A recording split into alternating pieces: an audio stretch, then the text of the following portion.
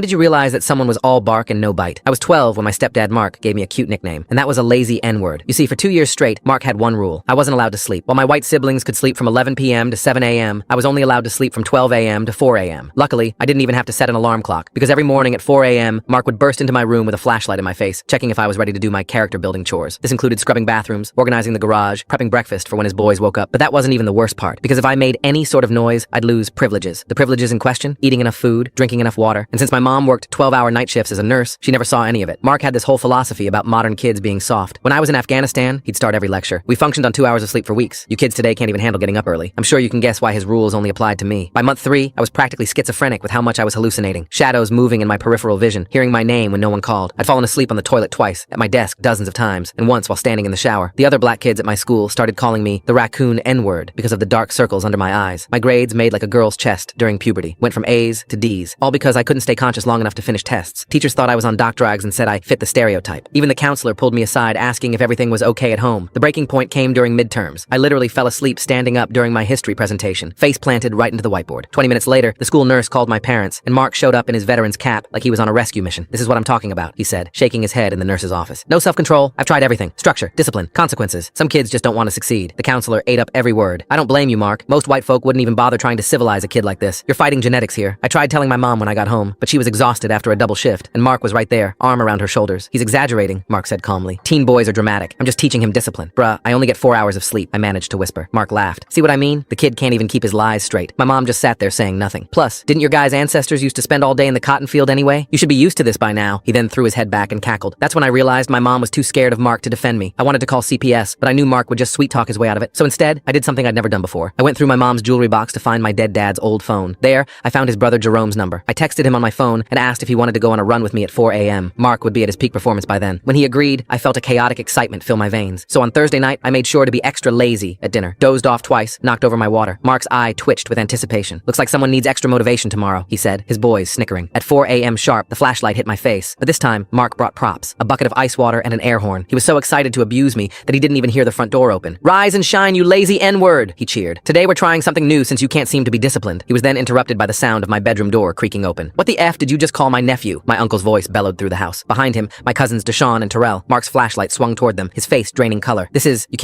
breaking and entering." "Nah," Jerome said, stepping inside. "My sister gave me a key years ago, for emergencies." "You don't understand," Mark stammered. "I'm teaching him discipline." "Bad move." Terrell, all 6 feet 4 inches of him, stepped between them. "Go on, touch my cousin again. I dare you." "Get out of my house!" Mark screamed. That's when my stepbrother Connor appeared in the hallway. "Actually, Dad," he said, holding up his phone, "I think you should see what Chase and I have been recording. We're done pretending we didn't know what you were doing to him. Full story on channel, link below."